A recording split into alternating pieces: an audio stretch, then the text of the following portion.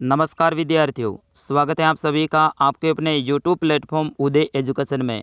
बात करेंगे इस वीडियो में कक्षा 8वीं के आपके हिंदी विषय के पेपर के बारे में, जो कि आपके आगामी बोर्ड परीक्षा की दृष्टि से काफ़ी इंपॉर्टेंट रहने वाला है। और इस पेपर में से सीधे ही कई सारे प्रश्न हैं आपके बोर्ड की परीक्षा में पूछे जाएंगे। तो आप सभी विद्यार्थियों से निवेदन रहेगा, इस पेपर को आप अंत तक देखिएगा। और पेपर में है ना सारे प्रश्नों के आंसर मैं भी बताने वाला हूं, ताकि आपको भी याद हो जाए। तो बिल्कुल आपके लिए डबल फ़ायदा है, इस पेपर को आप अंत तक देखिएगा। और वीडियो को अभी तक आपने लाइक नहीं किया है तो लाइक कर दीजिएगा, और चैनल को सब्सक्राइब जरूर करना है, क्योंकि आपके परीक्षा तक सारे विषय के पेपर है यहाँ पे अपलोड किए जाएंगे। तो बिल्कुल आप चैनल को सब्सक्राइब कर लीजिएगा और वीडियो को लाइक कर दीजिएगा। विद्यार्थियों, इस प्रश्न पत्र में आपके कुल 26 प्रश्न रहेंगे और सभी प्रश्नों को हल करना है वो अनिवार्य है। यानी आपके पेपर में भी 26 प्रश्न आएंगे, उन सभी प्रश्नों को आपको हल करना पड़ेगा। देखिएगा, प्रश्न संख्या फर्स्ट है वो आपके रहेगा बहुविकल्पीय प्रश्न। और इसमें प्रश्न क्या है, प्रत्युष शब्द का अर्थ है सायकाल, प्रातःकाल, शीघ्र या फिर दोपहर। तो विद्यार्थियों, इसका सही आंसर क्या हो जाएगा, प्रातःकाल हो जाएगा। प्रत्युष जो शब्द है इसका जो अर्थ है वो हो जाएगा प्रातःकाल। तो आपका ऑप्शन नंबर ख रहेगा इसका सही आंसर। विद्यार्थियों, आप भी है ना साथ में कमेंट में आंसर लिखते जाएं, ताकि आपकी तैयारी कैसी है वो भी पता चल सके। दूसरा प्रश्न है, निमित्त शब्द का अर्थ है।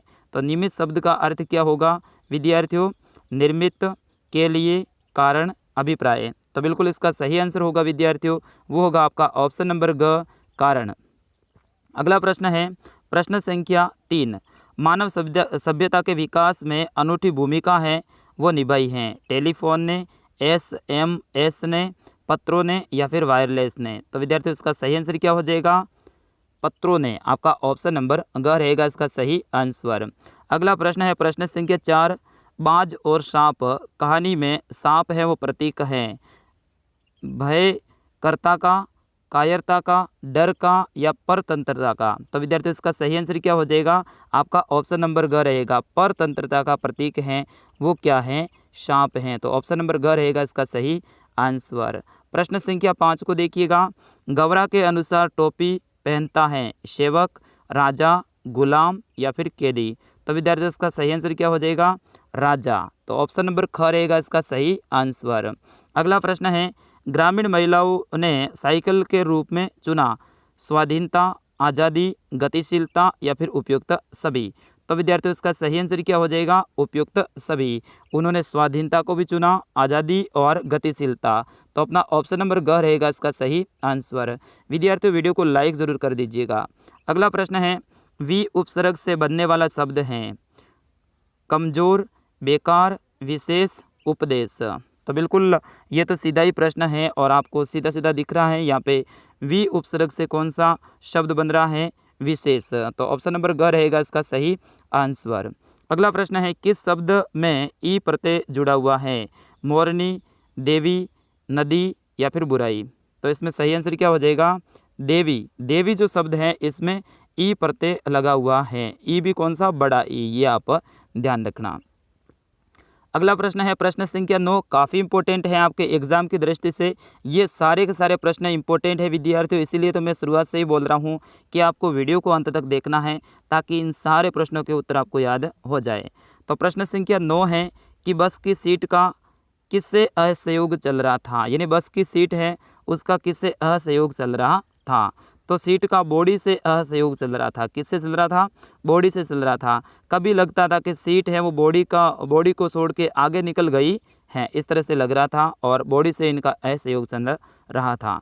प्रश्न संख्या 10 है, दीवानों के जीवन का लक्ष्य क्या है।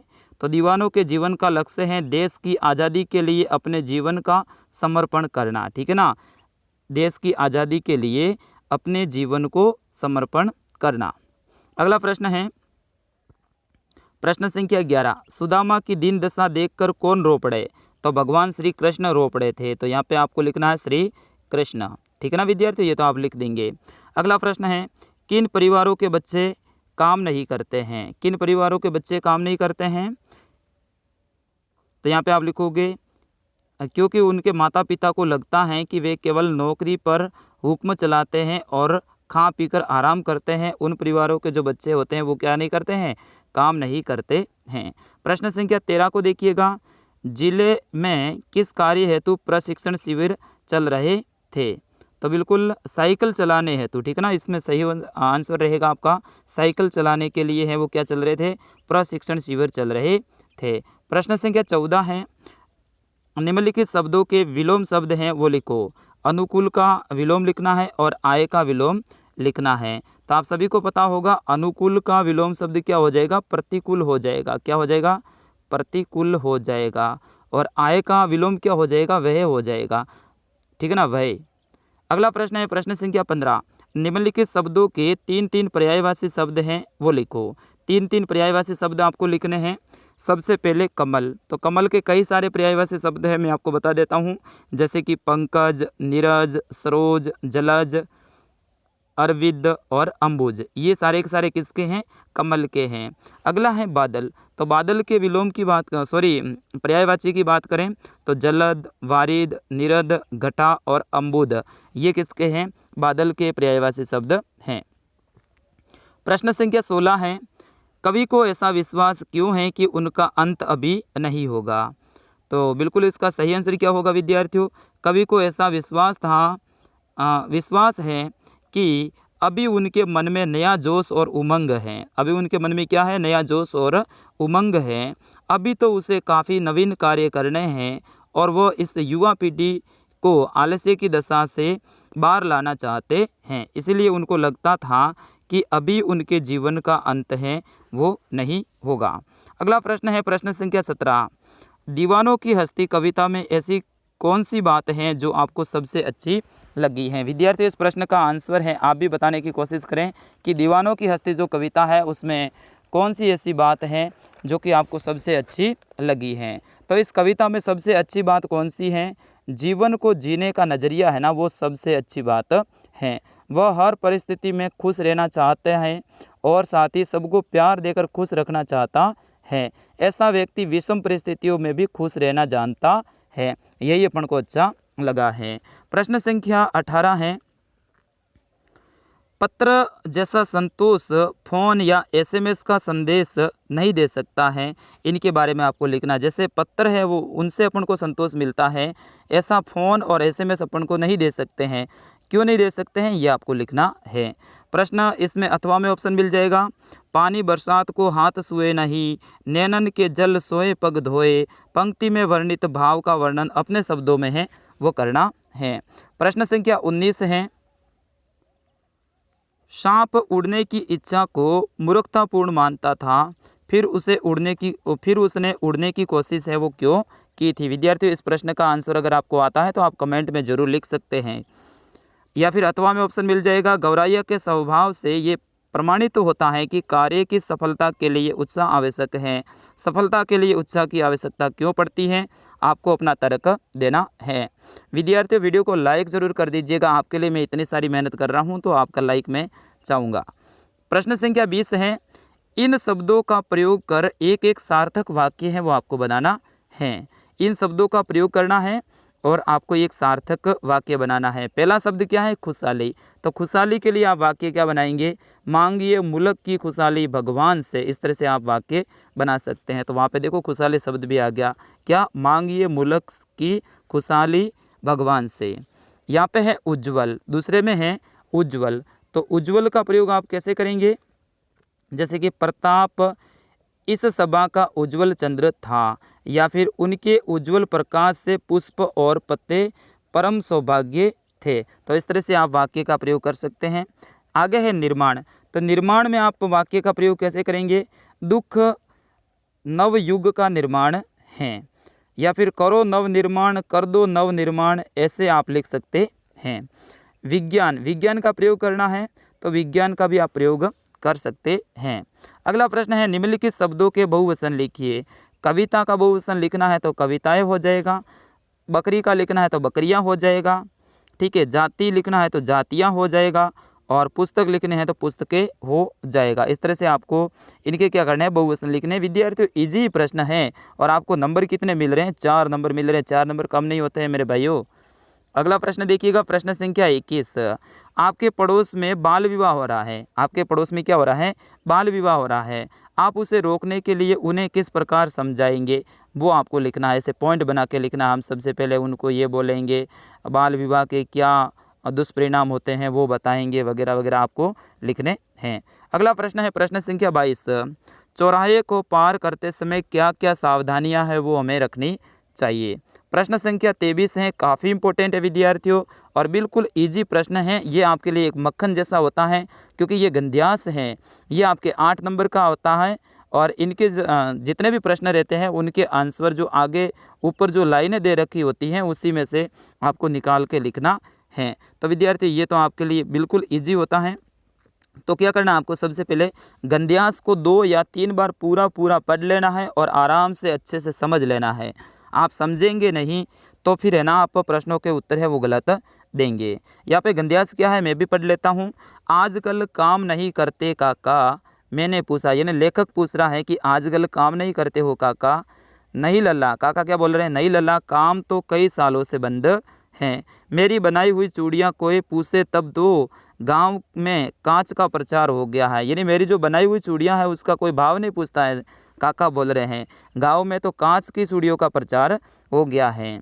वह कुछ देर सूप रहा और फिर बोला मशीन युग है ये लल्ला। फिर वो काका क्या बोले, काका कौन? बदलू। बदलू क्या बोले कि ये तो मशीन का युग है। आजकल सब काम मशीन से होता है और खेत भी मशीन से जोते जाते हैं। फिर जो सुंदरता कांच की चूड़ियों में होती है लाख की चूड़ियों में कहाँ संभव है लल्ला। ये कौन बता रहे हैं? बदलू काका बता रहे हैं। आपके बदलू काका वाला पार्ट है ना, आपको पता ही होगा। तो यहाँ पे क्या है प्रश्न कि गंध्यास में संवाद किन किन के मध्य में हो रहा है। तो गंध्यास में जो संवाद है वो एक तो हो रहा है बदलू काका के बीच में, ठीक है ना। आपको लिखना है बदलू काका व लेखक के बीच में, ठीक है ना। फिर लेखक के बीच में। बदलू की बनाई चूड़ियों की पूंछ कम क्यों हो गई है? क्योंकि लाख की चूड़ियों का बाज़ार में आ गई है लाख की चूड़ियाँ और साथ ही मशीनों से चूड़ियाँ बनाई जाती हैं। मशीनी युग के बारे में बदलू ने क्या कहा है? तो देखिएगा यहाँ पे आजकल सब काम मशीन से होता है, खेत भी मशीन से जोते जाते हैं। तो यहाँ पे देखिए ये मशीनी युग के बारे में कहा है, ठीक है। अगला है मशीनी युग के बारे में ये हो गया। बदलू के व्यतीत होने का कारण क्या था? क्योंकि उनका धंधा है वो बंद हो गया था, लाख की चूड़ियाँ कोई नहीं खरीद रहे थे। अगला प्रश्न है निम्नलिखित में से किसी एक पद्यांश की सप्रसंग व्याख्या करनी है। यानी जो आगे लाइनें दे रखी हैं इनकी सप्रसंग व्याख्या करनी है। सबसे पहले तो आपको लाइनों को पढ़ना है, फिर उसके बाद में आपको पहचानना है कि ये आपकी कौन सी कविता का है या फिर कौन से पाठ का है। तो वहाँ सबसे पहले आप क्या लिखोगे उत्तर में? सबसे पहले लिखोगे सप्रसंग, ठीक है, प्रसंग लिखोगे। फिर आप इनके बारे में लिखोगे ये उस पाठ से लिया गया है, इसमें ये लेखक हैं वगैरह, ये 2-4 लाइनें लिखोगे। फिर उसके बाद में आप क्या करोगे? व्याख्या करोगे। क्या करोगे? व्याख्या करोगे। ऐसे व्याख्या नाम लिखने के बाद में इनके बारे में थोड़ा बना के लिखना है। ये प्रश्न आपके 6 नंबर का रहेगा। प्रश्न संख्या 25 है, स्वस्थता के संबंध में 2 विद्यार्थियों की बातचीत को अपने शब्दों में संवाद के रूप में लिखिए। या फिर अथवा में ऑप्शन मिल जाएगा। अपने विद्यालय में सफाई करवाने हेतु प्रधानाध्यापक या फिर प्रधानाचार्य को एक प्रार्थना पत्र है वो आपको लिखना है। यानी एप्लीकेशन आपको याद करनी है और एक संवाद याद कर लेना है कि संवाद कैसे लिखा जाता है। अगला प्रश्न है प्रश्न 26वां और लास्ट प्रश्न रहेगा। निम्नलिखित में से किसी एक विषय पर 150 शब्दों में निबंध लिखना है। प्रकाश पर्व दीपावली के ऊपर, कोरोना वायरस 21वीं सदी की महामारी, स्वस्थ भारत मिशन और गणतंत्र दिवस। विद्यार्थियों एक तो ये आपका ब वाला है, ये मेन है, आपके परीक्षा में पक्का आएगा 101%। और दूसरा आएगा स्वस्थ भारत मिशन आपका स वाला, ये पक्का 2 तो आने वाला है, आपके पेपर में छपने वाला है। तो इन दोनों जो निबंध है इनको आप याद करके जाइएगा। बिल्कुल आपके 8 नंबर आएंगे विद्यार्थियों, 8 नंबर कम नहीं होता है। या फिर आपको है किसी एक पात्र को आधार मानकर है वो 150 शब्दों में एक कहानी लिखनी है। जैसे मधुमक्खी और चिड़िया की कहानी लिखनी है, खरगोश और कछुए की कहानी लिखनी है, शेर और खरगोश की लिखनी है, या फिर लोमड़ी और अंगूर की कहानी लिखनी है। ये भी आप याद करके जा सकते हैं। तो विद्यार्थियों ये था हिंदी विषय का पेपर। आपने अंत तक देखा, तो बिल्कुल आपने इस पूरे के पूरे पेपर को समझ लिया होगा। अब इस पेपर को आप ज़्यादा से ज़्यादा शेयर कर दीजिएगा और चैनल को सब्सक्राइब ज़रूर कीजिएगा और अपना कमेंट आप ज़रूर कीजिएगा। आप वहाँ पे अपना नाम और अपने ज़िले का नाम आप ज़रूर लिखिएगा। मिलता हूँ अगले पेपर में, तब तक के लिए जय हिंद, वंदे मातरम। खुश रहिएगा, मस्त रहिएगा और अपनी तैयारी यूँ ही जारी रखिएगा। जय हिंद।